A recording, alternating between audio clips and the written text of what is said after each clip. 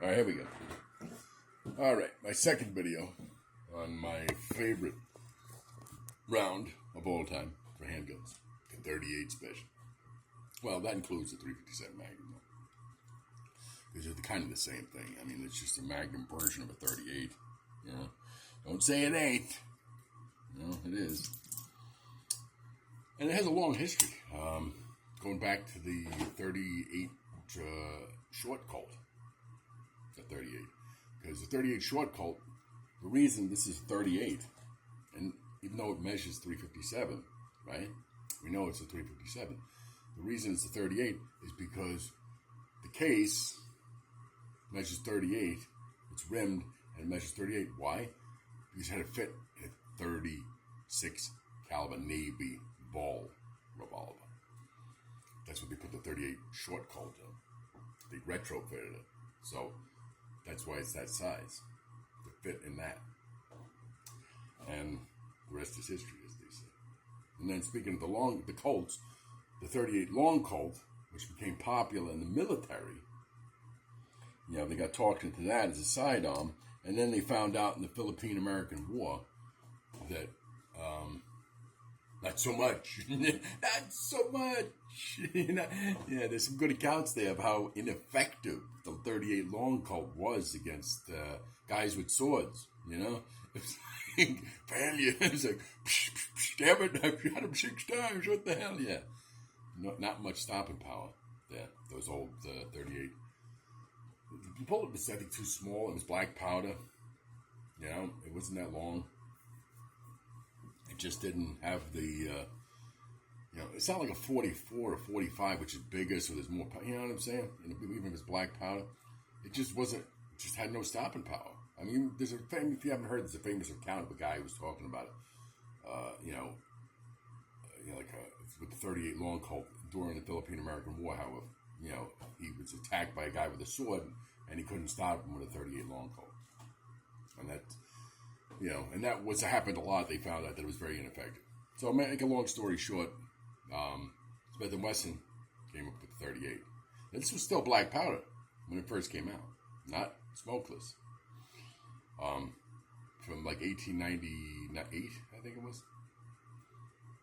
From the time it was introduced, it was black powder. Then smokeless powder became so popular at the turn of the century, you know, within a few years, by popular demand, they switched it to smokeless. And you have the modern 38. And that's when the modern 38, that's the same thing I have in my hand. And that's when they, you know, started introducing these. Maybe not this, though. I don't think they had a snub nose like that until the 20s or something, you know. You see a lot of them old-timey 38s. They have usually, like the police ones, usually are like, they look, I had a 38 police revolver, an old one.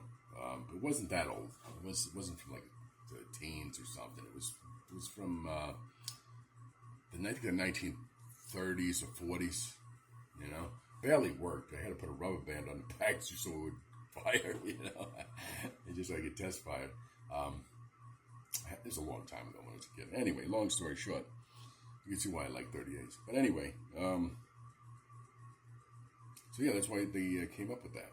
And, you know, in the 1950s, you probably already know, somebody came up with the bright idea of making a 38 Magnum and calling it a 357 Magnum, you know, for the, you know, side of the bullet, which this is 357 anyway, you know, but that's why people get like, oh, don't ever try to put a 357 in a 38. But you can put a 38 in a 357. Just like you can put a 38 Long Colt, a Short Colt, in a 38 or a 357.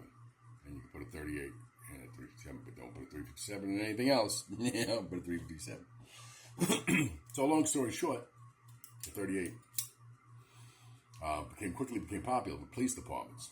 Police departments from all across America, from the late teens, World War I, to the 90s, with the introduction of the Glocks becoming popular. It was a 38.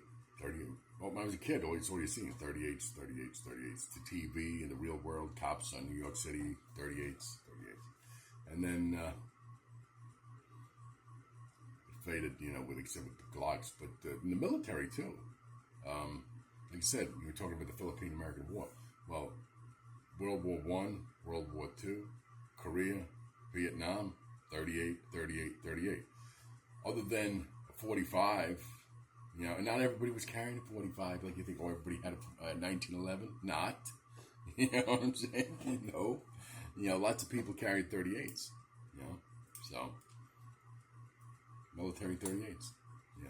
I forget what they were called. This is the M number for them.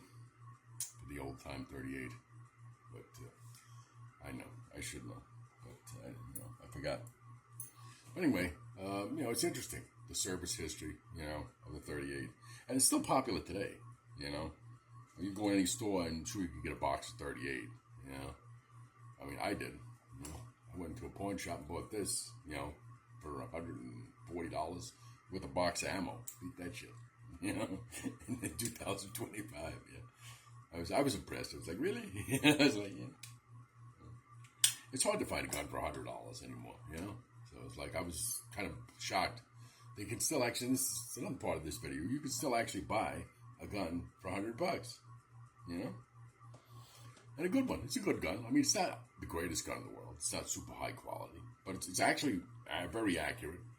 The accuracy, this is well within any automatic that you would probably have in your hand, It's well proven that 38s are far more accurate. 38 snub noses are far more accurate than most automatics.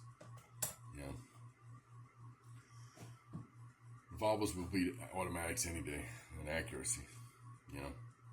Yes, limited to 6 bullets, but do you really need more than 6 38 bullets? I doubt it. I mean, unless you're a police officer or something like that. But I mean, for personal protection, no.